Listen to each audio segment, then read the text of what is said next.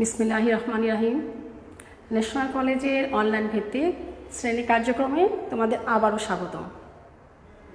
প্রিয় শিক্ষার্থীরা, আশা করছি তোমরা সবাই ভালো আছো আর আজকের লাইভ ক্লাসের জন্য প্রস্তুত আছো।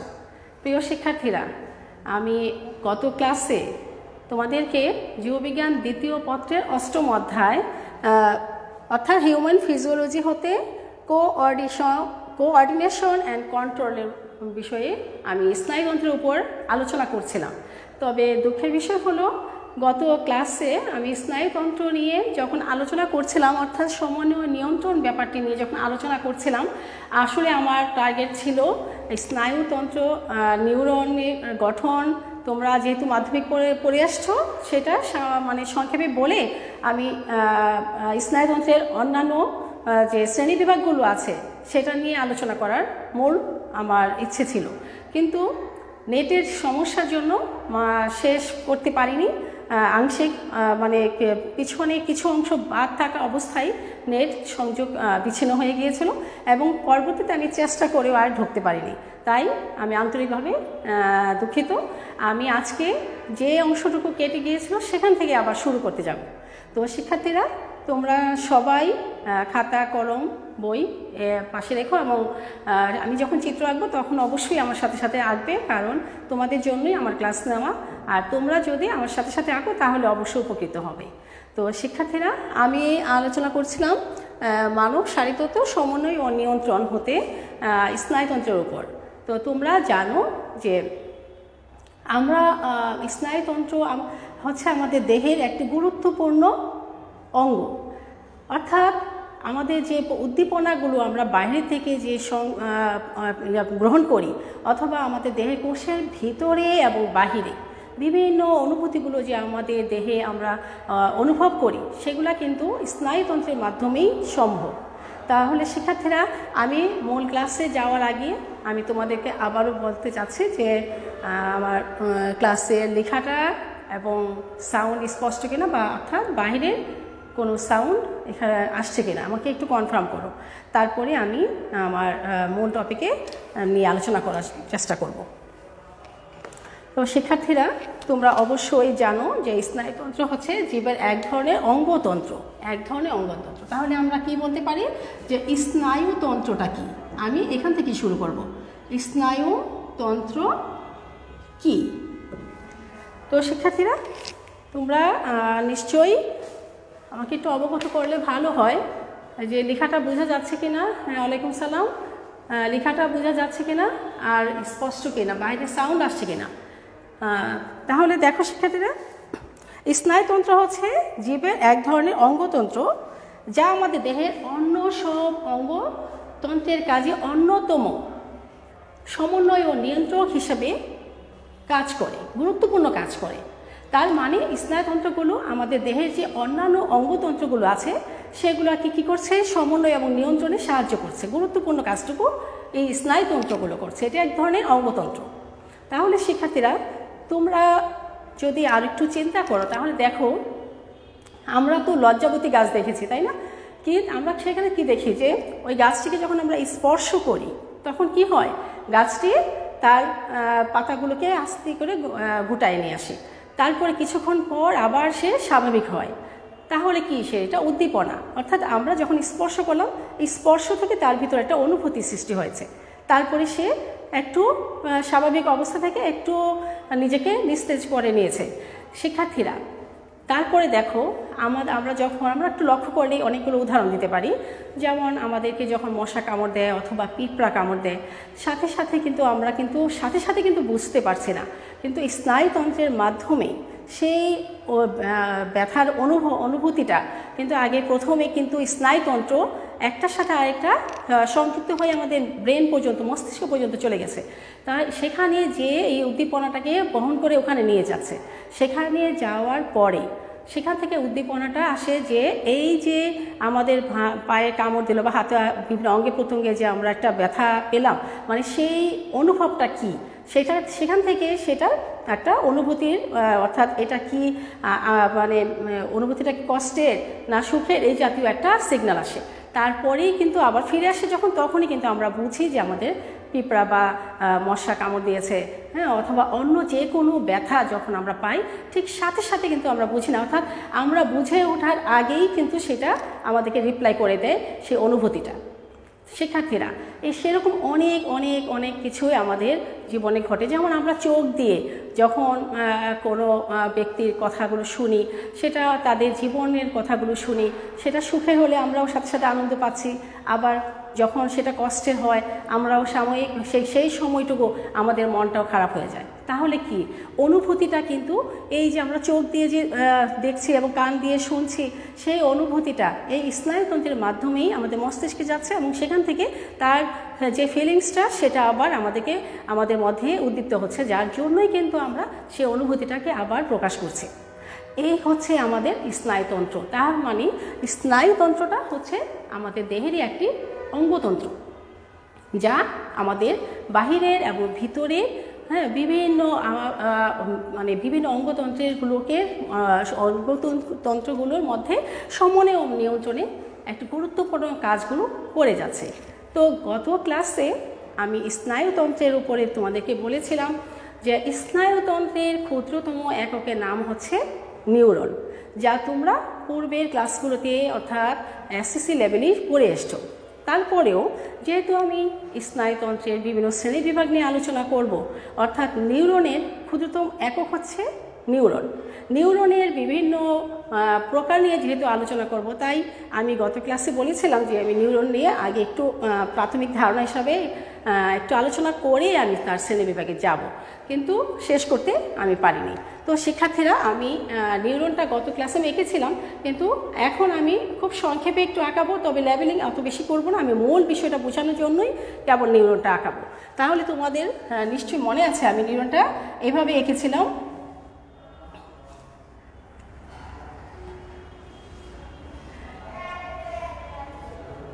শিক্ষার্থীরা তোমরা লক্ষ্য করো, আমি এটা আর বেশি এটা সব পিছনে সময় দিব না, আমি মূল অংশে যাব। তবুও এটা আমাকে পূর্বের আলোচনার প্রেক্ষিতে আমাকে একটু আঁকতে হবে। এখন দেখো শিক্ষার্থীরা, এইটা কি ছিল? এটা কোষ দেহ আর এটা ছিল অ্যাক্সন, অর্থাৎ একটি নিউরনের, এটা হচ্ছে নিউরন, একটি নিউরন হচ্ছে স্নায়ুর ক্ষুদ্রতম একক। একটি নিউরনের প্রধান দুইটি অংশ থাকে, একটা কোষ দেহ আর এটাকে প্রবর্ধক অংশ। এখন কোষ দেহটা হচ্ছে এইটা, এই অংশটার নাম হচ্ছে কোষ দেহ। এখন কোষ দেহের মধ্যে নিউক্লিয়াস আছে, এই বিষয়গুলো তার আগের ক্লাসে আলোচনা করেছে, আমি সেটা যাচ্ছি না, আমি মূল টপিকটা বলে যাচ্ছি। দেখো, একটা নিউরনের ক্ষুদ্রতম, আমরা জানি স্নায়ুতন্ত্রের ক্ষুদ্রতম একক নিউরন। একটি নিউরনের প্রধান দুইটি অংশ থাকে, একটি হচ্ছে কোষ দেহ আর একটা হচ্ছে প্রবর্ধক অংশ, অর্থাৎ কোষ দেহ থেকে যেগুলো বর্ধিত হয়ে যাচ্ছে, বের হয়েছে, সেগুলো হচ্ছে প্রবর্ধক। এখন দেখো এই প্রবর্ধক অংশটা, তাহলে এই মূল দেহ কোষ দেহ থেকেও তো এটা প্রবর্ধক হচ্ছে, এইটা এই অংশগুলো প্রবর্ধক হচ্ছে, কোষ দেহ থেকে এই অংশটাও প্রবর্ধক হচ্ছে। প্রবর্ধক অংশটাকে আবার দুভাগে ভাগ করা হচ্ছে, একটা হচ্ছে ডেনড্রাইট, অর্থাৎ যেগুলো শাখা প্রশাখা যুক্ত প্রবর্ধক অংশ, সেটার নাম হচ্ছে ডেনড্রাইট।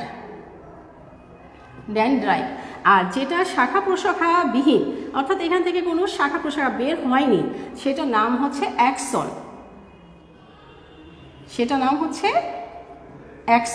তো শিক্ষার্থীরা এখন দেখো, এই হচ্ছে একটি নিউরনের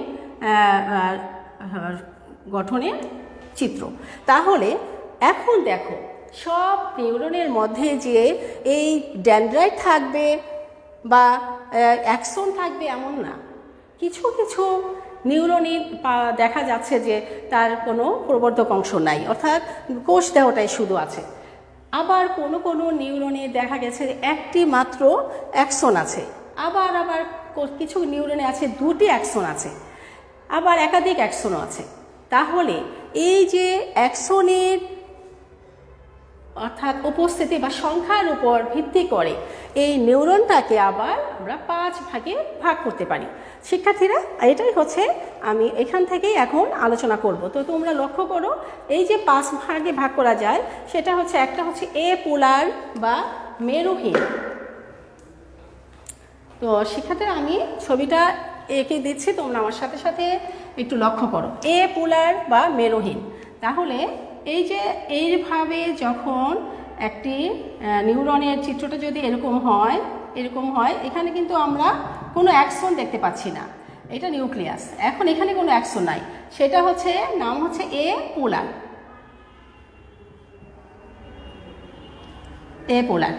এই হচ্ছে অর্থাৎ এটা হচ্ছে এ পোলার, অর্থাৎ এটাকে আমরা কি বলতে পারি, এটার নাম হচ্ছে মেরুহীন নিউরন।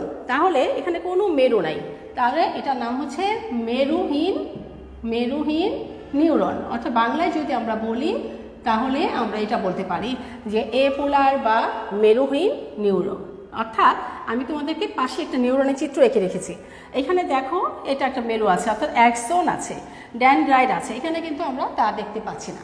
তাহলে এটার নাম হচ্ছে এ পোলার বা মেরুহীন নিউরন। তো শিক্ষার্থীরা তোমরা লক্ষ্য করো, এ পোলার বা মেরুহীন নিউরনটা আমরা আমাদের দেহের কোন কোন অংশে পেতে পারি। দেখো সেরিব্রাল হেমিস্ফিয়ারের বহিঃস্তর, সেমিব্রাল হেমিস্ফিয়ারের বহিঃস্তর, আর হচ্ছে আমাদের যে চোখের রেটিনা আছে মধ্যবর্তী নিউক্লিয়াস স্তরে আমরা এটি পেতে পারি। তাহলে সেমিব্রাল হেমিস্ফিয়ারের বহিঃস্তরে, সেমিব্রাল আমরা উদাহরণ হিসেবে দেখতে পারি সেমিব্রাল হেমিস্ফিয়ার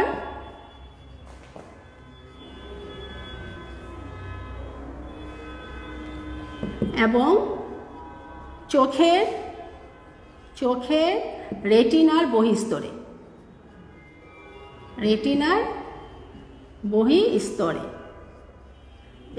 তাহলে আমাদের যে চোখ আছে, আমাদের চোখের যে রেটিনাটা আছে, সেই রেটিনার বহিঃস্তরে কিন্তু আমরা এই ধরনের এ পোলার নিউরন ওইখানে অবস্থান করে।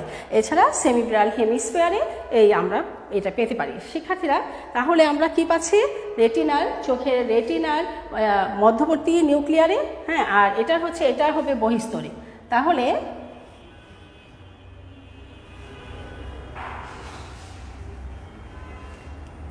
রেটিনার মধ্যবর্তী নিউক্লিয়ারে আর এটা হচ্ছে বহিঃস্তরে। তাহলে আচ্ছা, আবার ঠিক করে নাও। তাহলে সেমিব্রাল হেমিস্ফিয়ারের বহিঃস্তরে আর হচ্ছে আমাদের চোখের রেটিনার মধ্যবর্তী যে নিউক্লিয়ার আছে, সেখানে আমরা এই এপোলার মেরুহীন নিউক্লিয়ার বা মেরুহীন নিউক্লিয়ারটা পাবো। তো শিক্ষার্থীরা এছাড়া আমরা আরেকটি পেতে পারি, সেটা হচ্ছে ইউনিপোলার। তাহলে দেখো এক মেরুযুক্ত নিউরন, ইউনিপোলারটা কীরকম হবে এটা আমি মুছে দিচ্ছি। এইবার তোমরা লক্ষ্য করো, ইউনিপোলারটা হচ্ছে এরকম। তাহলে এখানে আমরা একটা দেখতে পাচ্ছি, এখানে আমরা মানে একটা অংশ দেখতে পাচ্ছি, অর্থাৎ একটা মেরু দেখতে পাচ্ছি।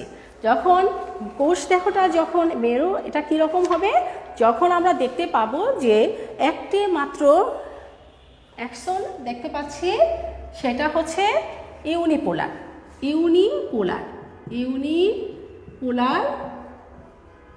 অথবা এক মেরুযুক্ত নিউরন, এক মেরুযুক্ত নিউরন। শিক্ষার্থীরা দেখো, এখানে কিন্তু মেরুহীন ছিল এর আগেরটা, এখন এটা এক মেরুযুক্ত নিউরন। তাহলে আমরা কি বুঝতে পারলাম, যে সকল নিউরনে একটি মাত্র মেরু থাকবে তাকে বলা হচ্ছে এক মেরুযুক্ত নিউরন বা ইউনিপোলার। শিক্ষার্থীরা তাহলে তো অবশ্যই জানতে ইচ্ছা করছে যে এটি আমাদের কোথায় অবস্থা করে। অবশ্যই এখানে আমরা দেখতে পাবো যে এইখানে দুটি শাখায় এরা কি হচ্ছে, ইউনিপোলারের মধ্যে আমরা দেখতে পাচ্ছি যে এখানে দুটি শাখা, কারণ দুটি শাখা এই হিসাবে, একটি হচ্ছে তোমার যে কোষ দেহ আর একটি হচ্ছে অ্যাক্সন, এই জন্য আমরা এখানে দুটি শাখা দেখতে পাচ্ছি। তো এই ধরনের অংশগুলো আমরা কোথায় পাই? মেরুদণ্ডী প্রাণী যে আছে আমাদের প্রান্তীয় স্নায়ুতন্ত্রে, আমরা তো মেরুদণ্ডী প্রাণীর প্রান্তীয় স্নায়ুতন্ত্রে। তাহলে আমরা লিখতে পারি মেরুদণ্ডী প্রাণীর, লিখে রাখো, মেরুদণ্ডী প্রাণীর প্রান্তীয় স্নায়ুতন্ত্রে, প্রান্তীয় স্নায়ু তন্ত্রে আমরা এই ধরনের নিউরন পাবো। শিক্ষার্থীরা তারপরে বুঝতেই পারছো পরেরটা কি হবে, পরেরটা হচ্ছে বাইপোলার বা দ্বিমেরুযুক্ত নিউরন। বাইপোলার বা দ্বিমেরুযুক্ত নিউরন। শিক্ষার্থীরা বাইপোলার বা দ্বিমেরুযুক্ত নিউরনের চিত্রটা কী রকম হতে পারে তোমরা অবশ্যই বুঝে গেছো। এইটাকে যদি আমি এভাবে করে দেই তাহলে কি হচ্ছে, এটাই বাইপোলার হয়ে গেল। তাহলে বাইপোলার, এটাকে আমি এবার মুছে দিচ্ছি। এই দেখো শিক্ষার্থীরা, এটা হয়ে গেল এবার বাইপোলার বা এক মেরু জায়গায় হবে, এবার আমি দিয়ে দিচ্ছি দ্বিমেরুযুক্ত নিউরন। তাহলে এবার লক্ষ্য করো, তাহলে বাইপোলার মধ্যে আমরা দেখতে পাচ্ছি এক প্রান্তের মধ্যে হচ্ছে এখানে আমরা এখানে দুইটি প্রান্ত দেখতে পাচ্ছি। বাইপোলারের মধ্যে আমরা দুইটি প্রান্ত দেখতে পাচ্ছি অ্যাক্সন। তাহলে এই জাতীয় নিউরনকে বলা হচ্ছে বাইপোলার বা দ্বিমেরুযুক্ত নিউরন। শিক্ষার্থীরা এখন এই দ্বিমেরুযুক্ত নিউরনটাকে আমরা এবার কোথায় পেতে পারি? এখন আমরা সেটাকে আমরা আমাদের দেহের কোন জায়গায় এই বাইপোলার দ্বিমেরুযুক্ত নিউরনটা আমরা পেতে পারি সেটা তোমরা অবশ্যই মনে রাখবে, কারণ এমসিকিউর জন্য এটা খুবই গুরুত্বপূর্ণ। তাহলে এটা হচ্ছে আমরা জানি যে আমাদের যে চোখের আমাদের যে রেটিনা, ককলিয়া, তারপরে হচ্ছে নাক, আমাদের চোখের রেটিনা, তারপরে উদাহরণ হিসাবে নিয়ে নাও, উদাহরণ হিসাবে আমাদের চোখের রেটিনা, তারপর কানের ককলিয়া এবং নাকের মধ্যে এই ধরনের বাইপোলার অর্থাৎ দ্বিমেরুযুক্ত নিউরন আমরা পাবো। তাহলে আমরা কি পাচ্ছি, যে তাহলে শিক্ষার্থীরা তোমরা দেখো, খেয়াল লক্ষ্য করো, এগুলো হচ্ছে নাকের ভিতরে আমরা এগুলো পাচ্ছি। তার মানে আমাদের দেহে আমাদের যে নিউরনগুলো আছে, বিভিন্ন টাইপের নিউরনগুলো, সব ধরনের নিউরনই কিন্তু আমাদের দেহে আছে। তবে কোনটা কোন ধরনের নিউরনগুলো কোথায় অবস্থান করে সেটা আমাদের অবশ্যই জেনে নেওয়া উচিত। তো শিক্ষার্থীরা এই যে বাইপোলার নিউক্লিয়ারের কথা বললাম, সেখানে আমরা দেখতে পাচ্ছি কি এখানে কিন্তু দুটি প্রলম্বিত অংশ দেখতে পাচ্ছি আমরা। একটি হচ্ছে এই যে মাঝখানে হচ্ছে কোষ দেহটা এবং দুই প্রান্তে আমরা দুটি প্রলম্বিত অংশ দেখতে পাচ্ছি। শিক্ষার্থীরা ধারণা করা হয় কি জানো, যে অনেকে মনে করছে যে অনেক বিজ্ঞানের ধারণা যে এগুলা ইউনিপোলার বা মাল্টিপোলার থেকে এই বাইপোলার নিউরনের সৃষ্টি। তাহলে শিক্ষার্থীরা ইউনিপোলারটা আমি একটু আগেই বলেছি, তার মানে হচ্ছে যে আমাদের যে মানব ভ্রূণের যে স্নায়ুতন্ত্র আছে এই সবগুলোই কিন্তু বাইপোলার। আমাদের আমরা যে ভ্রূণ অবস্থায় ছিলাম, তাহলে মানব ভ্রূণের সবগুলোই হচ্ছে বাইপোলার নিউক্লিয়ার। তাহলে আরও মনে রাখবে, মানব ভ্রূণে যে স্নায়ুতন্ত্রগুলো আছে সবগুলাই হচ্ছে বাইনিউক্লিয়ার। তাহলে লিখে রাখো, মানব ভ্রূণের সব স্নায়ুতন্ত্রগুলাই হচ্ছে দ্বিমেরুযুক্ত নিউরন দ্বারা গঠিত। শিক্ষার্থীরা তাহলে অবশ্যই তোমরা এটা মনে রাখবে, স্নায়ুতন্ত্র সবগুলা কোষগুলাই হচ্ছে বাইপোলার। তাহলে এটা আমাদের খুবই গুরুত্বপূর্ণ। আমরা যখন ভ্রূণ অবস্থায় ছিলাম, তাহলে মানব ভ্রূণের এই সবগুলো মানে মানব ভ্রূণের কোষগুলো সবগুলাই স্নায়ুতন্ত্রগুলো হচ্ছে বাইনিউক্লিয়ার যুক্ত অর্থাৎ দ্বিমেরুযুক্ত। শিক্ষার্থীরা আমরা এবার পরবর্তীটা যাচ্ছে, সেটা হচ্ছে মাল্টিপোলার। বুঝতেই পেরেছ, মাল্টিপোলারটা মূলত এইটাই হচ্ছে মাল্টিপোলার। আমি যেই নিউরনের চিত্রটা এঁকেছি সেটাই হচ্ছে মাল্টিপোলার। এখানে আমরা বহু বর্ধিত অংশ দেখতে পাচ্ছি, অর্থাৎ আমরা দেখতে পাচ্ছি যে ডেনড্রাইট থেকে কতগুলো বর্ধিত অংশ এবং আরেকটা অ্যাক্সন নামক বর্ধিত অংশ, অর্থাৎ শাখা প্রশাখা যুক্ত আমরা বর্ধিত অংশ দেখতে পাচ্ছি। আবার কতগুলো দেখতে পাচ্ছি যে শাখা প্রশাখা বিহীন। শিক্ষার্থীরা এই শাখা প্রশাখা যুক্ত এবং শাখা প্রশাখা বিহীন এই ধরনের বাইপোলার, এটাকে বলা হয় মাল্টিপোলার বা বহু মেরুযুক্ত। এটা নাম হচ্ছে, আমি এই চিত্রটার মুছলাম না, এটা নামই আমি দিয়ে দিচ্ছি। এই চিত্রটার নাম হচ্ছে বহু নিউক্লিয়ার বা মাল্টিপোলার।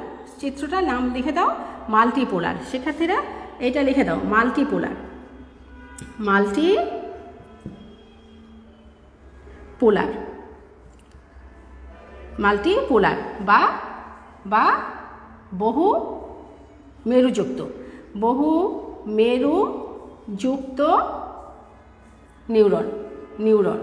শিক্ষার্থীরা আবার দেখো, এই যে শাখা প্রশাখাবিহীন যে অ্যাক্সন নামে যেটা পরিচিত বর্ধিত অংশ, সেটাকে আমরা বলতেছি সেটা একটা বর্ধিত অংশ। আবার দেখা যাচ্ছে কোষ দেহের চারপাশে আবার কতগুলো শাখা প্রশাখাযুক্ত বর্ধিত অংশ আছে, যার নাম হচ্ছে ডেনড্রাইট। এই ধরনের নিউরনকে বলা হচ্ছে মাল্টিপোলার বা বহু মেরুযুক্ত নিউরন। এটা বহু মেরু, এই একাধিক মেরু আমরা এখানে দেখতে পাচ্ছি।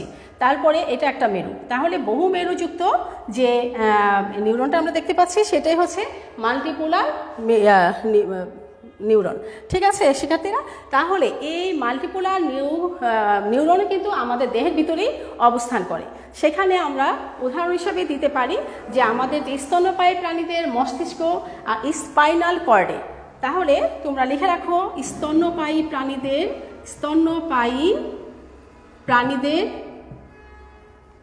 প্রাণীদের মস্তিষ্ক, অর্থাৎ আমাদের মস্তিষ্কের মধ্যে থাকে এটি, মস্তিষ্ক ও স্পাইনাল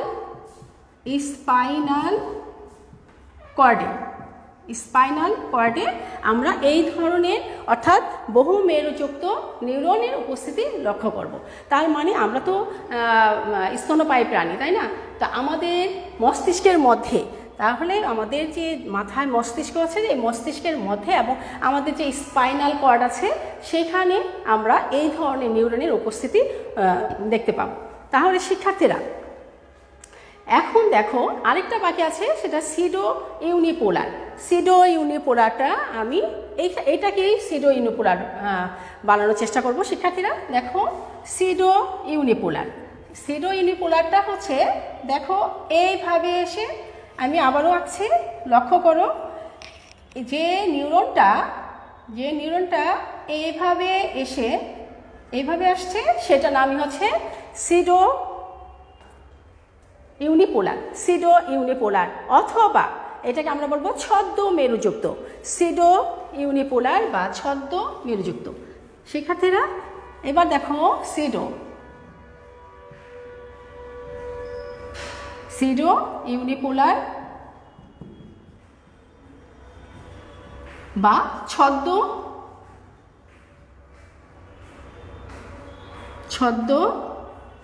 মেরুযুক্ত নিউরন। তো শিক্ষার্থীরা তাহলে তোমরা নিশ্চয় এতক্ষণ স্পষ্ট হয়েছ যে ছদ্ম মেরুযুক্তটা কি, অর্থাৎ যখন এগুলা কি হয়, এরা কিন্তু প্রাথমিক অবস্থায় যখন প্রথম দিকে থাকে এরা দুটি প্রলম্বিত অংশ থাকবে। প্রথম দিকে এদের দুটি প্রলম্বিত অংশ থাকলেও পরবর্তীতে কিন্তু সেটা আর থাকে না, পরবর্তীতে বৃদ্ধি হয়ে একটিতে পরিণত হয়, আর তখন কিন্তু এটা দেখতে ইউনিপোলারের মতো দেখায়। তো শিক্ষার্থীরা এটা এই যে এভাবে আছে, এই পরবর্তীতে এটা মিলে গিয়ে এখন তো দুই পাশে দুটো আছে, এখন এই জাতীয় পরবর্তীতে এটা আর থাকে না, ধীরে ধীরে বৃদ্ধিপ্রাপ্ত হয়ে দুটা একটির সাথে আরেকটি লেগে গিয়ে একটি গঠন করে। তাও শিক্ষার্থীরা এইটাই হচ্ছে, এখানে আমরা বলতে পারি যে এই প্রলম্বিত অংশটা প্রথম দিকে যদিও দুটি থাকে কিন্তু সেটি পরবর্তীতে স্থায়ী থাকে না, পরবর্তীতে সেটা ধীরে ধীরে আবার মিলে যায় এবং একটিতে পরিণত হয়। তখন এই জন্য এটাকে কি বলা হয়, ইউনিপোলার হলেও এটা কিন্তু আসলে বাইপোলার নিউরন থেকেই সৃষ্টি। এটাকে ইউনিপোলারের মতো দেখতে লাগলেও এটাকে আসলে বাইপোলার থেকেই মূলত এটা সৃষ্টি হয়। তো শিক্ষার্থীরা আমাদের তো এখন জেনে নেওয়া দরকার যে এই ধরনের নিউরন আমরা আসলে আমাদের দেহে কোন জায়গায় অবস্থান করে। আসলে আমাদের স্পাইনাল গ্যাংলিয়া আর করোটি স্নায়ু গ্যাংলিয়া, স্পাইনাল গ্যাংলিয়া আর করোটি স্নায়ু গ্যাংলিয়া। তাহলে শিক্ষার্থীরা আমরা উদাহরণটা লিখে রাখতে পারি, উদাহরণটা লিখে রাখো, স্পাইনাল গ্যাংলিয়া, স্পাইনাল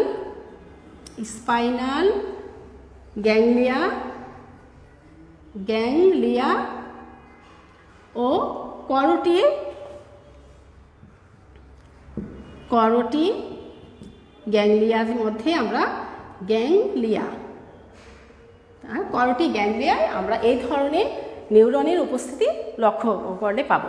তাহলে দেখো শিক্ষার্থীরা, এই ধরনের নিউরনগুলো আমাদের কোথায় কোথায় অবস্থান করছে?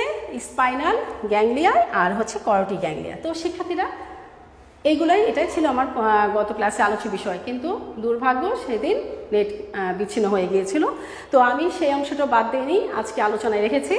এখন আমি আরও সামনের দিকে যাচ্ছি, যেটা আমাদের জানা খুবই প্রয়োজন। আমাদের স্নায়ুতন্ত্র আমাদেরকে এত গুরুত্বপূর্ণ কাজগুলো করে যাচ্ছে, আমাদের অনুভূতিগুলোকে সঞ্চার করছে, আমাদের বাইরের এবং ভিতরের অনুগুলোকে একদম যদি এই স্নায়ুতন্ত্রগুলো না গ্রহণ করতো তাহলে আমাদের কোনো ফিলিংসই থাকতো না। তো এই গুরুত্বপূর্ণ কাজগুলো যে করে যাচ্ছে তাদের সম্পর্কে আমাদের অবশ্যই জানা প্রয়োজন। আর তাছাড়া তোমাদের পরীক্ষার জন্য তো অবশ্যই এমসিকিউর জন্য এই উদাহরণগুলো অত্যন্ত তাৎপর্যপূর্ণ, তোমরা পড়ে রাখবে। তো শিক্ষার্থীরা এখন আমি আসছি নিউরোগ্লিয়া কি। শিক্ষার্থীরা পরের প্রশ্নটা হচ্ছে নিউরোগ্লিয়া কি। আমি পরের প্রশ্নটা আবার লিখছি, তোমরা দেখো যে নিউরোগ্লিয়া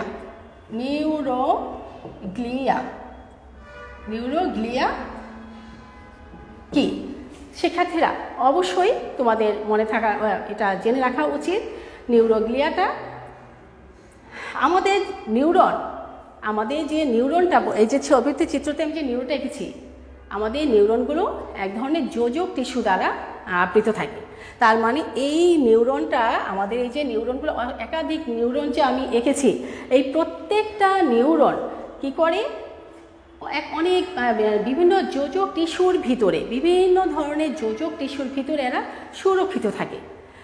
তাহলে আমরা এই নিউরোগ্লিয়াটা হচ্ছে, আমরা বলতে পারি যে নিউরনগুলো যে যোজক টিস্যুর ভিতর সুরক্ষিত থাকে সেটাই হচ্ছে, তাকে নিউরোগ্লিয়া বলা হয়। তাহলে আমি আবারও বলছি, যে যোজক টিস্যুর ভিতরে নিউরনগুলো সুরক্ষিত থাকে, যে যোজক টিস্যুর ভিতরে নিউরনগুলো সুরক্ষিত থাকে তাকে বলা হয় নিউরোগ্লিয়া। তাহলে কি জ্ঞানমূলক 1 নম্বর প্রশ্ন আসলে অবশ্যই পারবে তোমরা? হ্যাঁ, এতগুলো নিউরনের চিত্র যে আমি এঁকেছি, এই নিউরনগুলো মানে যোজক টিস্যুর ভিতরে সুরক্ষিত থাকে। তাহলে যে ধরনের যোজক টিস্যুর ভিতরে এই নিউরনগুলো সুরক্ষিত থাকে তাকেই বলা হয় নিউরোগ্লিয়া। ঠিক আছে শিক্ষার্থীরা? তারপরে যদি আমি আরেকটি প্রশ্ন লিখি, সেটা হচ্ছে নিউরোট্রান্সমিটার কি। শিক্ষার্থীরা এবার আমি আবারও লিখছি নিউরোট্রান্সমিটার। তোমরা বিগত বছরের কোশ্চেন যদি লক্ষ্য করো তাহলে তোমরা অবশ্যই দেখতে পাবে যে বরিশাল 19 এবং সকল বোর্ড 18তে কিন্তু নিউরোট্রান্সমিটার বলতে কি বোঝায়, 2 নাম্বার অনুধাবনে এই প্রশ্নটা এসেছিল, নিউরোট্রান্সমিটার বলতে কি বোঝায়। আমি কিন্তু এখন সেটা আবার আলোচনা করছি, এখন নিউরনের সাথে সম্পৃক্ত বলে। তো তোমরা লক্ষ্য করো, বরিশাল বোর্ড 19 এবং সকল বোর্ড 18তে এই এসেছিল নিউরোট্রান্সমিটার কি। তাহলে শিক্ষার্থীরা তোমরা লেখো নিউরোট্রান্সমিটার কি। নিউরোট্রান্সমিটার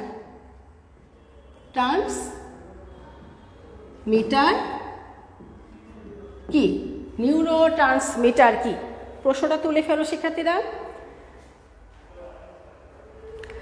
এটা হচ্ছে এক ধরনের রাসায়নিক পদার্থ। নিউরোট্রান্সমিটারটা হচ্ছে এক ধরনের রাসায়নিক পদার্থ। কারণ হচ্ছে এই যে ধরনের যে রাসায়নিক পদার্থ সিনাপসের মধ্য দিয়ে এক নিউরন থেকে অন্য নিউরন অথবা পেশি অথবা গ্রন্থিতে স্নায়ু উদ্দীপনা বহন করে তাকেই বলা হয় নিউরোট্রান্সমিটার। আমি আবারও বলছি, নিউরোট্রান্সমিটার হচ্ছে এক ধরনের রাসায়নিক পদার্থ, যা সিনাপসের মধ্য দিয়ে এক নিউরন থেকে অন্য নিউরন বা এক নিউরন থেকে অন্য নিউরন অথবা স্নায়ু অথবা পেশি অথবা গ্রন্থিতে স্নায়ু উদ্দীপনা বহন করে নিয়ে যায়, তাকেই বলা হয়, উদ্দীপনাগুলো বহন করে নিয়ে যায়, সেটাই হচ্ছে নিউরোট্রান্সমিটার। তোমরা কি পারবে? নিশ্চয়ই পারবে। আমি কি বলেছি আবারও বলছি, নিউরোট্রান্সমিটার কি ভালো করে বোঝার চেষ্টা করো। এটা কিন্তু বিগত বছরে বোর্ডে এসেছিল, সকল বোর্ড, বুঝতেই পেরেছো, সকল বোর্ড বলতে সমস্ত বোর্ডগুলোতে 2018তে এসেছিল, আবার বরিশাল বোর্ড 19এও এসেছিল। অতএব কোশ্চেনটা আমি আবারও বলছি, নিউরোট্রান্সমিটার কি? নিউরোট্রান্সমিটার হচ্ছে এক ধরনের রাসায়নিক পদার্থ, যে রাসায়নিক পদার্থ সিনাপসের মধ্য দিয়ে, সিনাপস, আমি এখন আবার সিনাপসের কথা আলোচনায় যাব, এখন তোমরা বুঝে রাখো যে সিনাপসের মধ্য দিয়ে যে রাসায়নিক পদার্থগুলো সিনাপসের মধ্য দিয়ে এক নিউরন থেকে আরেক নিউরনে, বা সে যায় নিউরন থেকে আরেক নিউরনে, অথবা পেশি অথবা স্নায়ু অথবা পেশি অথবা গ্রন্থিতে স্নায়ু উদ্দীপনা বহন করে নিয়ে যায়, তার নামই হচ্ছে নিউরোট্রান্সমিটার। নিশ্চয়ই পারবে, আর সমস্যা হবে না আশা করি। শিক্ষার্থীরা এখন দেখো, এই যে নিউরোট্রান্সমিটার আছে সেটা কিন্তু দুই ধরনের, একটি কেন্দ্রীয় স্নায়ুতন্ত্রের নিউরোট্রান্সমিটার, আর এটা হচ্ছে প্রান্তীয় স্নায়ুতন্ত্রের নিউরোট্রান্সমিটার। একটা হচ্ছে কেন্দ্রীয় আর এটা হচ্ছে প্রান্তীয়। এটা আবার দুই ধরনের, একটি হচ্ছে কেন্দ্রীয় নিউরোট্রান্সমিটার আর এটা হচ্ছে প্রান্তীয়। তাহলে শিক্ষার্থীরা নিউরোট্রান্সমিটারটা আবার কত ধরনের? দুই ধরনের। কেন্দ্রীয় স্নায়ুতন্ত্রের নিউরোট্রান্সমিটার, কেন্দ্রীয় স্নায়ুতন্ত্রের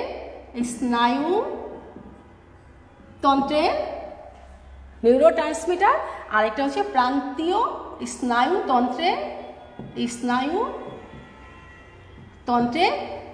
নিউরোট্রান্সমিটার। তাহলে নিউরোট্রান্সমিটার আবার দুই ধরনের, কি বলেছি?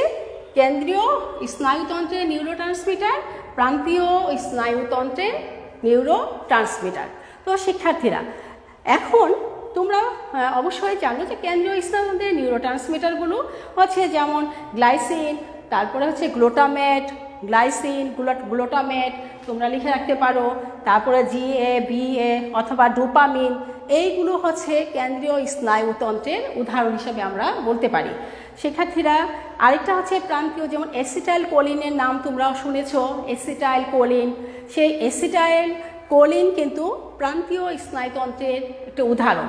তাহলে এছাড়াও আমরা বলতে পারি হিস্টামিন, তোমরা নাম শুনেছো, তারপরে অ্যাড্রেনালিন, তারপরে নর অ্যাড্রেনালিন, এইগুলো হচ্ছে প্রান্তীয় স্নায়ুতন্ত্রের উদাহরণ। তো শিক্ষার্থীরা আমি এখন যে কিছুক্ষণ আগে যে আমি বলেছি সিনাপসের মধ্য দিয়ে যে রাসায়নিক পদার্থগুলো সিনাপসের মধ্য দিয়ে এক স্নায়ু থেকে অন্য স্নায়ুয়ে, এই যে বললাম কি করে আমাদের যে সংবেদনগুলো নিয়ে বহন করে নিয়ে যায়, সেটা ছিল হচ্ছে নিউরোট্রান্সমিটার। তাহলে যে সিনাপসটা কি, প্রশ্ন হলো সিনাপসটা কি? এখন আমি সেই সিনাপসের কথাই বলবো। শিক্ষার্থীরা লক্ষ্য করো, এই যে আমি নিউরনটা এঁকেছি, এখন স্নায়ুতন্ত্রের ক্ষুদ্রতম কার্যকরী একক হচ্ছে নিউরন। কোটি কোটি কোটি কোটি নিউরন মিলেই কিন্তু আমাদের স্নায়ুতন্ত্রগুলো গঠিত হয়েছে। তাহলে এই নিউরনগুলো কিভাবে সংযুক্ত হয়েছে? একটি নিউরনের, এইটা আমি বলেছিলাম কোষদেহ, অর্থাৎ এই চারপাশে আছে ডেনড্রাইট আর এটা হচ্ছে অ্যাক্সন। এখন একটি নিউরনের অ্যাক্সনের সাথে অপর নিউরনের এই ডেনড্রাইট, এখানে আরেকটা, এখানে হচ্ছে অন্য নিউরনের এই যে ডেনড্রাইট, তারপরে তার আবার অ্যাক্সনের সাথে আরেকটি নিউরনের ডেনড্রাইট, অপর নিউরনের অ্যাক্সনের সাথে তার নিউরনের ডেনড্রাইট, আরেকটি নিউরনের ডেনড্রাইট। এই যে কোষদেহ অর্থাৎ ডেনড্রাইট আর অ্যাক্সন পাশাপাশি অবস্থান করে তারপরে কিন্তু এই স্নায়ুতন্ত্রটা গঠিত হয়েছে। কিন্তু শিক্ষার্থীরা আশ্চর্য বিষয় হচ্ছে এরা কিন্তু পরস্পরের সাথে লেগে যায় না, পরস্পরের কাছাকাছি সূক্ষ্ম একটি ফাঁক থাকে। আমি আবারও বলছি, একটি নিউরনের সাথে অপর নিউরনের অবস্থান করে কিন্তু স্নায়ুতন্ত্রটা গঠিত হয়েছে। তাহলে আমি যে কিছুক্ষণ আগে ওই চিত্রটা এখনও আছে, যে একটা নিউরনের মধ্যে আমরা দেখতে পাচ্ছি কোষদেহ, যার মধ্যে চারপাশে ডেনড্রাইট আছে এবং আরেকটা আছে অ্যাক্সন, মানে শাখা প্রশাখা বিহীন যেটা, সেটা হচ্ছে অ্যাক্সন। এখন একটা নিউরনের সাথে আরেকটা নিউরন যখন যুক্ত হবে, তখন এই যার অ্যাক্সনের সাথে অপর নিউরনের ডেনড্রাইট যুক্ত হবে। তাহলে আবার ওই ডেনড্রাইট এবং তার অ্যাক্সনের সাথে অপর নিউরনের ডেনড্রাইট যুক্ত হবে। এই সিস্টেমে কিন্তু স্নায়ুতন্ত্রগুলো সৃষ্টি হচ্ছে। প্রশ্নটা হচ্ছে তাহলে এখানে সিনাপসটা কি? একটা নিউরনের সাথে অ্যাক্সনের সাথে অপর নিউরনের ডেনড্রাইট যখন যুক্ত হচ্ছে তাহলে একই সাথে মানে একদম লেগে যাচ্ছে না, সূক্ষ্ম একটি ফাঁক থেকে যাচ্ছে। ওই ফাঁকটাই হচ্ছে সেটাই হচ্ছে কি সিনাপস। শিক্ষার্থীরা তাহলে দেখো আমাদের মানে আমাদের দেহের যে বিভিন্ন অঙ্গ প্রত্যঙ্গ এত সূক্ষ্ম সূক্ষ্ম কৌশলগুলো সৃষ্টি করতে আমাদেরকে কীভাবে যে মানে নিখুঁতভাবে তৈরি করেছেন তা আমরা আসলে চিন্তারও বাইরে। তাহলে দেখো একটা নিউরন তারও সাথে আরেকটা নিউরন যুক্ত হচ্ছে, সেখানে এঁটে যাচ্ছে না, সামান্য একটা সূক্ষ্ম ফাঁক থাকছে, আর সেই ফাঁকটার নামই হচ্ছে কি সিনাপস। আমি এখন সেই সিনাপসের গঠন আবার ব্যাখ্যা করব। তো শিক্ষার্থীরা দেখো ছোট্ট ক্ষুদ্র সূক্ষ্ম একটা ফাঁক, সেই ফাঁকটার সেটারও একটা গঠন আছে। তোমাদের বিগত বছরে এই সিনাপসের গঠনের উপরও অনেক প্রশ্ন আসে, যেমন চট্টগ্রাম বোর্ড 17-তে এসেছিল সিনাপস কি, সিনাপস বলতে কি বোঝায়, আবার যশোর 15-তেও এসেছিল সিনাপসের গঠন ব্যাখ্যা করো। তো শিক্ষার্থীরা আমি এখন সিনাপসের গঠনের চিত্রটাই এখন একে বোঝাবো, তোমরা অবশ্যই বোঝার চেষ্টা করবে। তো এখন দেখো আচ্ছা ঠিক আছে পারবে, হ্যাঁ গুড, হ্যাঁ শামিমা আক্তার মারিয়া, হ্যাঁ তুমি বলেছো পারবে, হ্যাঁ ঠিক আছে শিক্ষার্থীরা তোমরা অবশ্যই বাসায় প্র্যাকটিস করবে। এখন পারলেই কিন্তু যে পেরে গেলে সেটা না, পরীক্ষা বোর্ড পরীক্ষার আগ পর্যন্ত তোমরা যা যা শিখে যাচ্ছ সব কিন্তু তোমার মানে একটা ক্লাস নেওয়া মানেই হলো তোমাকে সেই ক্লাসটার মানে শুরু হয়ে গেল তার প্র্যাকটিস, অর্থাৎ তোমার বোর্ড পরীক্ষা পর্যন্ত তুমি সেটা একটা রুটিন করে নতুন পড়া করবে এবং পুরাতন যেগুলো হয়ে গেছে সেটাকে রিভিশন হিসাবে আরেকটা সময় রাখবে, সেটার মধ্যে তুমি ঝালাই করতে থাকবে যে আমি যা পড়েছিলাম তা মনে আছে কিনা। এখন হয়তো বা তোমার মনে হচ্ছে যে হ্যাঁ পড়াটা খুব সহজ, খুব পারবো, আসলে কিন্তু পারাটা শেষ মানে কি শেষ খেলাটা দেখাতে হবে। পরীক্ষার হলে গিয়ে যদি তুমি ভালো করে পারো তাহলে কিন্তু তুমি পেরেছো, অর্থাৎ ওইখানে সেই পরীক্ষার আসল পরীক্ষার সময় যে পারার জন্য কিন্তু তোমার প্রস্তুতিটা মানে শুরু থেকেই নিতে হবে।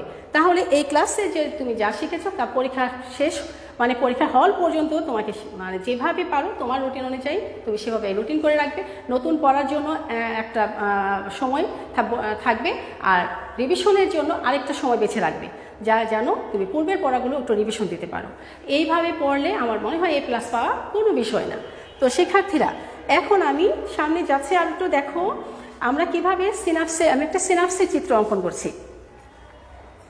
আমি এই পাশে একটা সিনাপসের চিত্র অঙ্কন করছি, তোমরা আমার সাথে সাথে অবশ্যই চিত্রটাকে অঙ্কন করবে, খুব সোজা। তো শিক্ষার্থীরা লক্ষ্য করো, আমরা প্রথমে এইভাবে অনেক সহজ চিত্রটা এভাবে করে এঁকে নাও। এঁকেছো, আমি তোমাদের সময় দিচ্ছি কিন্তু আঁকার জন্য, তোমরা এটুকুই এঁকে নাও, পরে আমি আবার চিত্রটা অঙ্কন করব। তারপরে তোমরা যেটা করবে এইভাবে করে দাও, হ্যাঁ আমি যেভাবে এঁকেছি সেটা তোমরা এঁকে নাও, তারপর আমি আবার পরে অংশটা আঁকবো। ঠিক আছে, এবার আমি কিন্তু আবারও আঁকছি, দেখো এই যে, হ্যাঁ এঁকে নাও। তারপরে কি করবে, এইভাবে মনে করে একটা এইভাবে করে এঁকে দাও, এইভাবে আঁকো। এটা কিন্তু সেই সূক্ষ্ম ফাঁক অংশটা এঁকেছ। তারপরে কিন্তু আবার এইভাবে করো, এইভাবে করো শিক্ষার্থীরা। হ্যাঁ তাহলে আমি আবার আঁকছি।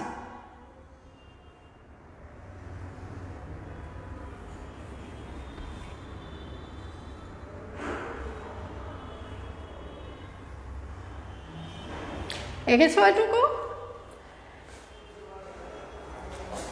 হ্যাঁ এইভাবে এঁকে দাও এবং এভাবে যুক্ত করো। তারপর আমি লেবেলিং করছি, তোমাদের এইটুকু আঁকা শেষ করো।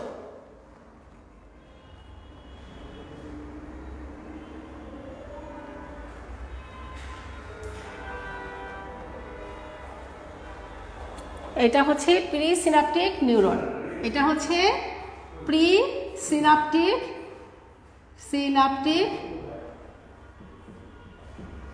নিউরন।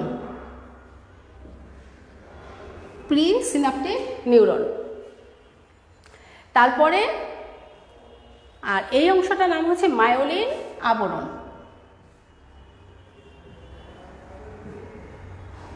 মায়োলিন আবরণ আমি দেখে নিচ্ছি, তোমাদের চিত্রটা দেখা যাচ্ছে কিনা আমি দেখে নিচ্ছি। দাঁড়াও, মায়োলিন আবরণ নাও, হ্যাঁ দ্রুত এঁকে নাও।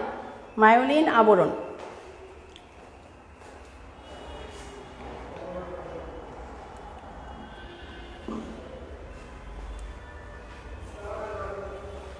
এটা হচ্ছে সিনাপটিক ঝিল্লি।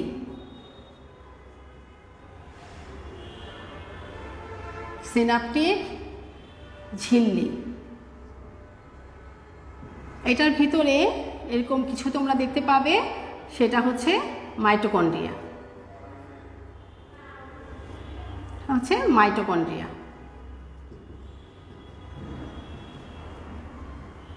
এই হচ্ছে মাইটোকন্ড্রিয়া। শিক্ষার্থীরা দ্রুত এঁকে ফেলো।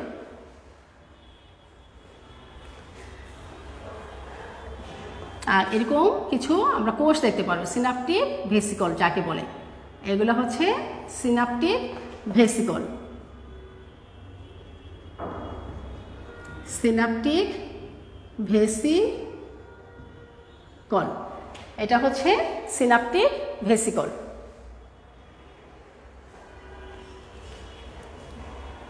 শিক্ষার্থীরা দ্রুত করো। আর এটা হচ্ছে সিনাপটিক নব।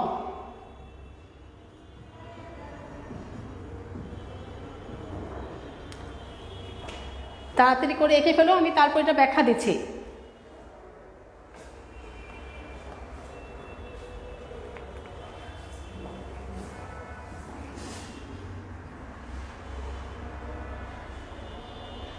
আর এর পাশে এটা, এই অংশটা হচ্ছে সিনাপটিক ক্রেফট।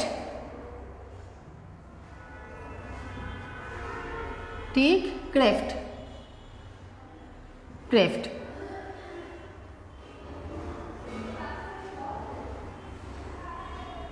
এটা হচ্ছে সিনাপটিক ক্রেফট। এই অংশটুকু এঁকেছো, লেভেলটা শেষ করো।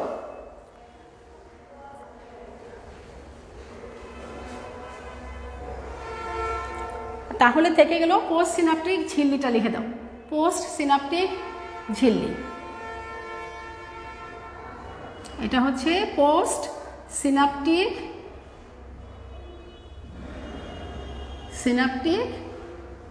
ঝিল্লি।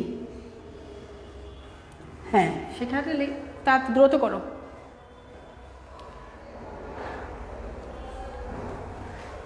তারপরে হচ্ছে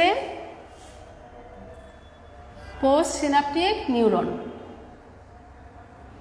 পোস্ট সিনাপটিক নিউরন। তাহলে এই হচ্ছে একটি সিনাপসের চিত্র। তাহলে আমরা চিত্রটার নাম দিয়ে দিই। এবার চিত্রটার নাম হচ্ছে সিনাপসের গঠন চিত্র। সিনাপসের গঠন চিত্র।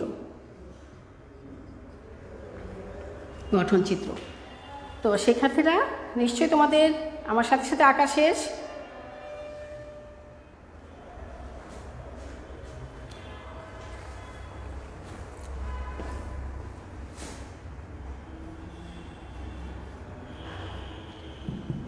এই হচ্ছে একটি পূর্ণাঙ্গ সিনাপসের গঠন চিত্র।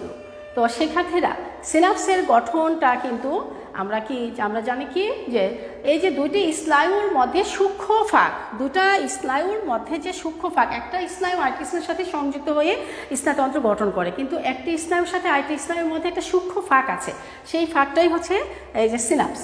তো এই সিনাপসের গঠনটা আবার এরকম যে এখানে প্রি সিনাপটিক নিউরন, এটা হচ্ছে প্রি সিনাপটিক নিউরন, আর এটা হচ্ছে পোস্ট সিনাপটিক নিউরন। তারপরে দেখো এটা হচ্ছে মায়োলিন আবরণ, আর এটা হচ্ছে কি পোস্ট সিনাপটিক ঝিল্লি বা আবরণ। তারপরে এই দুটার মাঝখানে যে ফাঁক অংশটা দেখতে পাচ্ছি সেটা হচ্ছে সিনাপটিক ক্রেস্ট। এবং এই আবরণটার অংশটা হচ্ছে সিনাপটিক নব। শিক্ষার্থীরা এরপরে দেখো ভিতরে কিছু মাইটোকন্ড্রিয়া আছে, আর এই বাইরের আবরণটা হচ্ছে সিনাপটিক ঝিল্লি। শিক্ষার্থীরা এখন তোমরা অবশ্যই এই সিনাপসের গঠনের ক্ষেত্রে আমরা দেখেছি যে এখানে দুইটি অংশ মিলিত হয়ে এই সিনাপসিস গঠন করেছে, দুইটি অংশ, অর্থাৎ একটা নিউরনের অ্যাক্সন। তাহলে এই একটি নিউরনের অ্যাক্সন আর অপর নিউরনের ডেনড্রাইট। এই অ্যাক্সন আর অপর নিউরনের যে ডেনড্রাইট আছে সেইভাবে কিন্তু এটা গঠিত হয়েছে। তাহলে এই দুটা নিউরনের অসংখ্য নিউরন যদিও একটি আরেকটির সাথে যুক্ত হচ্ছে, কিন্তু নিউরনগুলোর মধ্যে তেমন কোনো প্রত্যক্ষ প্রোটোপ্লাজমীয় ফাঁক, এখানে কি হচ্ছে, একটি প্রোটোপ্লাজমীয় ফাঁক সংযোগ থাকে না। তাহলে এই অংশটাই কিন্তু, অর্থাৎ স্নায়ুতন্ত্রের মধ্যে যে অসংখ্য নিউরন গঠিত হয়, কিন্তু এই নিউরনগুলোর মধ্যে কোনো প্রত্যক্ষ কখনই আমরা দেখতে পাবো না, প্রত্যক্ষ কি থাকছে না, এখানে প্রোটোপ্লাজমীয় সংযোগ থাকে না, প্রোটোপ্লাজমীয় সংযোগ থাকে না, অর্থাৎ একটা আরেকটার সাথে লেগে থাকছে না, অর্থাৎ তার মধ্যে একটি সূক্ষ্ম ফাঁক থাকছে, আর সেই সূক্ষ্ম ফাঁকটি হচ্ছে সিনাপস। তাহলে দেখো শিক্ষার্থীরা, এই যে আমাদের উদ্দীপনা হচ্ছে স্নায়ু উদ্দীপনা, এই সিনাপসটার গুরুত্বটা কি? এই উদ্দীপনাগুলো সিনাপসের মাধ্যমেই কিন্তু আমাদের কি হচ্ছে, একদিকেই কিন্তু আমাদের সেই নিউরনের একদিকেই কিন্তু সেই প্রেরণা পরিবাহিত হচ্ছে, অর্থাৎ বিভিন্ন দিকে যাচ্ছে না। এই সিনাপসের কারণে আমাদের উদ্দীপনাগুলো একদিকেই পরিবাহিত হচ্ছে, অর্থাৎ বিভিন্ন দিকে একভাবে এলোমেলোভাবে পরিবাহিত হচ্ছে না। তাহলে দেখো আমরা চিত্রের মধ্যে কি দেখতে পেলাম, যে এখানে আছে কি দুইটি অংশ, অর্থাৎ একটি নিউরনের একটি নিউরনের আমরা দেখতে পাচ্ছি যে এখানে দুটি অংশ মিলেই সিনাপস গঠন করে, দুইটা নিউরন পাশাপাশি মিলিত হয়ে কিন্তু একটি সিনাপস গঠন করে যাচ্ছে।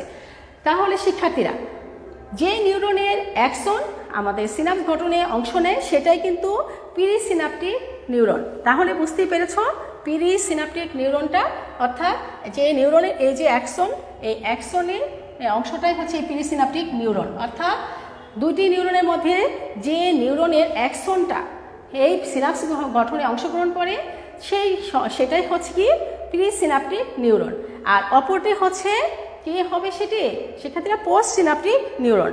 তাহলে বুঝতেই পেরেছ, অপরটি মানে আরেকটি নিউরনের ডেনড্রাইট তার সাথে সংযুক্ত হচ্ছে, তা সেই একটি প্রিসিনাপটিক নিউরনের সাথে অপরটি পোস্ট সিনাপটিক নিউরন সংযুক্ত হয়ে কিন্তু সিনাপস গঠন করছে। আর এই স্নায়ু উদ্দীপনা কিন্তু আমরা কি হচ্ছে, এই সিনাপসের কারণেই উদ্দীপনাগুলো একদিকে পরিবাহিত হচ্ছে। শিক্ষার্থীরা, তোমরা এখানে দেখতে পাচ্ছ চিত্রের মধ্যে সিনাপটিক ঝিল্লি দেখতে পাচ্ছ, তাহলে কি সেটা, ওটা হচ্ছে প্রিসিনাপটিক নিউরনের প্রিসিনাপটিক ঝিল্লি দ্বারা গঠিত হয়। তাহলে প্রিসিনাপটিক নিউরনটাই কিন্তু প্রিসিনাপটিক ঝিল্লি দ্বারা গঠিত হচ্ছে। তাহলে এই হচ্ছে আমাদের নিউরনের কোন প্রিসিনাপটিক নিউরনের ক্ষেত্রে আর পোস্ট সিনাপটিক নিউরনের ক্ষেত্রে। শিক্ষার্থীরা, তোমরা লক্ষ্য করো চিত্রটা মনোযোগ সহকারে দেখো, আমি চিত্রটা তোমাদের জন্য এঁকেছি। পোস্ট সিনাপটিকের নিউরন কিন্তু পোস্ট সিনাপটিক ঝিল্লি দ্বারাই গঠিত হয়েছে। তাহলে দেখো আরেকটি নিউরন যেটি এই সিনাপটিক গঠন অংশগ্রহণ করেছে তাকে পোস্ট সিনাপটিক নিউরন বলা হয়। সেই পোস্ট সিনাপটিক নিউরনের পোস্ট সিনাপটিক ঝিল্লি দ্বারাই কিন্তু সেটি গঠিত হয়েছে, পোস্ট সিনাপটিক ঝিল্লি দ্বারা। শিক্ষার্থীরা, বুঝতে পেরেছ? তাহলে দেখো এই যে দুটি ঝিল্লির মাঝখানে কিন্তু 20 ন্যানোমিটার থেকে 30 ন্যানোমিটার ফাঁক থাকে। এখানে দুটির মাঝখানে 20 থেকে 20 ন্যানোমিটার থেকে 20 ন্যানোমিটার থেকে 30 ন্যানোমিটার ফাঁক থাকছে। শিক্ষার্থীরা, এটা অবশ্যই তোমাদের মনে রাখতে হবে। আর এই ফাঁকটিকে সিনাপটিক ক্রেস্ট বলা হচ্ছে। ঠিক আছে শিক্ষার্থীরা, এই যে ফাঁক থাকছে, এই যে দুইটার মাঝখানে যে ফাঁক থাকছে 20 ন্যানোমিটার থেকে 30 ন্যানোমিটার, এই ফাঁকা অংশটার নামই হচ্ছে সিনাপটিক ক্রেস্ট। তাহলে চিত্রটা যদি আঁকতে পারো, বর্ণনা কোনো বিষয় না। সিনাপটিক ঝিল্লি কিন্তু আসলে প্রকৃতপক্ষে কিন্তু আমরা এটাকে সিনাপটিক নিউরনের অ্যাকশনের স্থিত অংশটাই কিন্তু এই সিনাপটিক ঝিল্লিটা গঠন করেছে। শিক্ষার্থীরা, তোমরা বুঝতে পেরেছো সিনাপটিক ঝিল্লিটা কি অ্যাক্সনটা হয়ে মানে সেই যে একটি ঝিল্লির অ্যাক্সন যে আছে সেই অ্যাক্সনটা স্ফীত হয়ে অর্থাৎ অ্যাক্সনের স্ফীত প্রান্তটাই কিন্তু সিনাপটিক নব গঠন করেছে। তাহলে এইটা কিন্তু অ্যাক্সন, অর্থাৎ এই যে অ্যাক্সনটা সেটাই কিন্তু সিনাপটিক নব গঠন করেছে। শিক্ষার্থীরা এই সিনাপটিক নবটা কিন্তু এই অ্যাক্সনটাই সিনাপটিক নব, এটা হলো একটু প্রশস্ত হয়ে সিনাপটিক নব গঠন করেছে। তাহলে শিক্ষার্থীরা এই স্ফীত প্রান্তটাই কিন্তু, তাহলে আমরা কি দেখতে পাচ্ছি যে এখানে মাইটোকন্ড্রিয়া, মাইক্রোফিলামেন্ট, নিউরোট্রান্সমিটার, ভেসিকল, এই যে এসবগুলো এই অংশের মধ্যে আমরা লক্ষ্য করতে পাচ্ছি। সিনাপটিক ঝিল্লির ভিতরে অর্থাৎ সিনাপটিক ভেসিকল আছে, মাইটোকন্ড্রিয়া আছে, এই অংশগুলো নিয়েই হচ্ছে আমাদের এই সিনাপটিক ঝিল্লির ভিতরে এগুলো অবস্থান করেছে। শিক্ষার্থীরা তাহলে দেখো এবার, আর পোস্ট সিনাপটিক ঝিল্লিটা আমরা কি দেখতে পাচ্ছি? পোস্ট সিনাপটিক ঝিল্লিটা পোস্ট সিনাপটিক নিউরনের কোষদেহ বা ডেনড্রাইট বা অ্যাক্সনেরই অংশ। এই হচ্ছে মোটামুটি এই একটা সিনাপসের গঠন বর্ণনা। তাহলে এটা আমরা খুব ভালো করে যদি চিত্রটা পারি তাহলে অবশ্যই বর্ণনা করতে পারবো। তাহলে সিনাপসের কাজ কি? এক নিউরন থেকে অন্য নিউরনের তথ্য স্থানান্তর করাই হচ্ছে এই সিনাপসের গুরুত্বপূর্ণ একটি কাজ। এক নিউরন থেকে অন্য নিউরনে তথ্যগুলোকে বহন করে নিয়ে যাওয়াটাই হচ্ছে সিনাপসের একটি অত্যন্ত গুরুত্বপূর্ণ একটি কাজ। শিক্ষার্থীরা স্নায়ু উদ্দীপনাটা কিন্তু কেবলমাত্র একদিকে কিন্তু পরিবাহিত করছে, অর্থাৎ এটা এলোমেলোভাবে বিভিন্ন দিকে পরিবাহিত হচ্ছে না সিনাপসের এই কারণে। তো আমরা কিন্তু মোটামুটি শেষ প্রান্তে চলে এসেছি। আর কিছু উদ্দীপনা কিন্তু বাছাই করে এই সিনাপস সেটাকে বাদ দেওয়ারও সুযোগ থাকে। আবার প্রচণ্ড স্নায়ু উদ্দীপনাগুলোকে নিউরোট্রান্সমিটার পদার্থের ক্ষরণ কমিয়ে অতি উদ্দীপনা প্রবাহেও কিন্তু বাধা দিয়ে সাহায্য করে এই সিনাপস। তাহলে সিনাপসের গুরুত্ব নিউরনের ক্ষেত্রে অত্যন্ত তাৎপর্যপূর্ণ। তো শিক্ষার্থীরা আজ তাহলে এই পর্যন্ত যা পড়িয়েছে সেটা অত্যন্ত গুরুত্ব দিয়ে ভালোভাবে পড়ে রাখবে। আর আগামী ক্লাসে আমি এই অধ্যায় থেকে আমি স্নায়ুতন্ত্রের শ্রেণীবিভাগ, স্নায়ুতন্ত্রেরও শ্রেণীবিভাগ আছে, তারপরে হচ্ছে মস্তিষ্কের বিভিন্ন অংশগুলো নিয়ে আলোচনা করব। ততক্ষণ পর্যন্ত তোমরা সবাই ভালো থেকো, সুস্থ থেকো এবং আজকের ক্লাসটি আবার বাসায় চিত্র এঁকে আবার ভালো করে পড়ে নিবে, তাহলে অবশ্যই তোমাদের আরও ভালো লাগবে। তো ঠিক আছে, তাহলে আজ এই পর্যন্তই। সবাই ভালো থেকো। আল্লাহ হাফিজ।